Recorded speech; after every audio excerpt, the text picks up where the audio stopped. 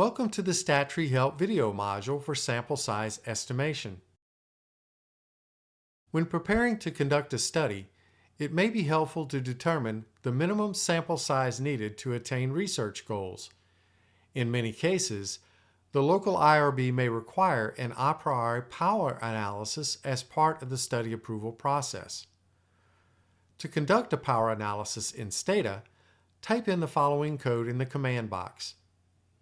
This code can be copied from the new browser window when you press the script button on the sending page from the StatTree module.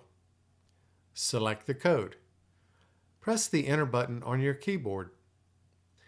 Stata will generate an output in the results window. The figures for power, alpha, and Cohen's effect size in the code and results correspond to recommendations in Cohen 1998, adhered to by many social scientists, although you may choose different parameters for your particular study.